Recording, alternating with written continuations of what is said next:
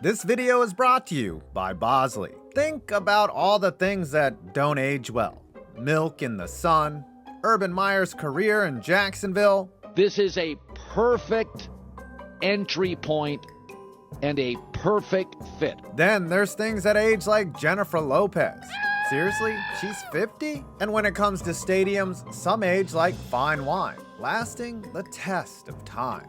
Yes, there are stadiums that, despite being long in the tooth, are still getting the job done today, just like J-Lo. The oldest active stadiums in the world are coming up right after this. This is not the oldest hockey arena in the world, but I chose to put this one on the list because it is remarkably preserved in its original form. Other than a renovation in 1997 that added a new floor and reduced seating capacity, this building with its early 20th century factory-style architecture remains one of the oldest continually used rinks in the world. It is the current home of the Cambridge Redhawks junior hockey team.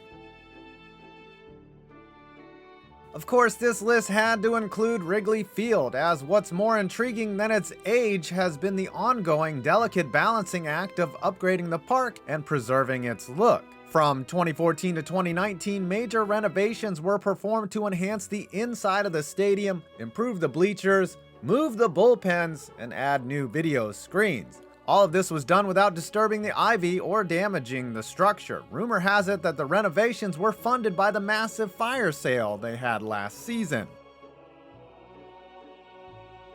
This is also not the oldest hockey rink in the world, but its story is still quite special. In 2019, Calumet Colosseum won the Kraft Hockeyville USA contest and received $150,000 in non-cosmetic improvements, which included a new ice plant, a new heating system, sound system, and upgraded locker rooms. It also got to host an NHL preseason game between the Red Wings and the Blues, making it likely the oldest arena ever to host an NHL level game. Cool story, bro. Well, if Wrigley was on here, you know Fenway was gonna show up like Scrappy-Doo hanging on to Scooby-Doo's hind legs. Built in 1912, Fenway has stood the test of time, kept its quirks, and undergone several upgrades like the addition of luxury boxes and finally being able to get past the Yankees.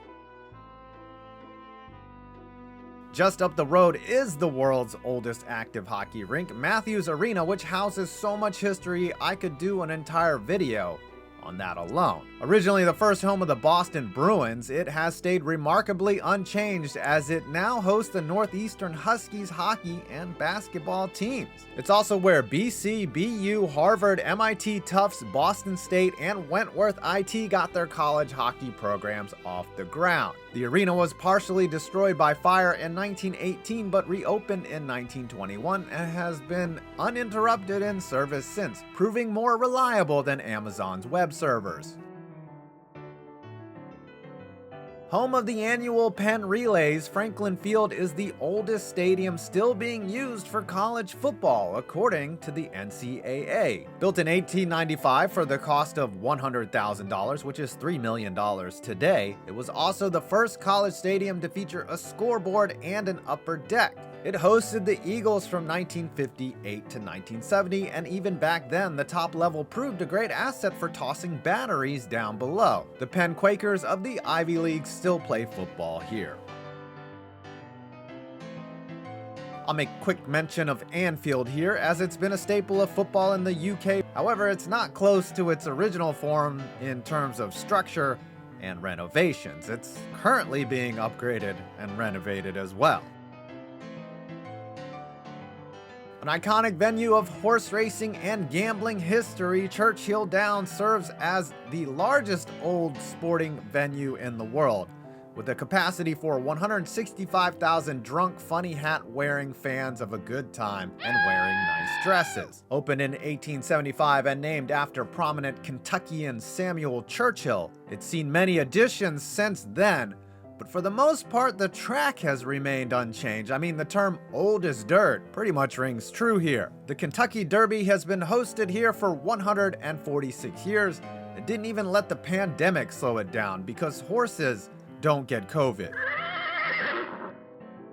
Okay, so this place looks pretty much nothing like it did in 1868, but the birthplace of tennis needs to be on this list. Still an actual club that was founded by 6 members, the grass courts are original, it's just the surrounding stands that have been upgraded since the opening 150 years ago. And boy, were they upgraded, as in 2019, retractable roofs were installed just in time for the pandemic to cancel Wimbledon in 2020. You would think the MCG or McG in Australia is the oldest active cricket ground on Earth, but you're wrong. It's the Oval in Kennington that was built in 1845.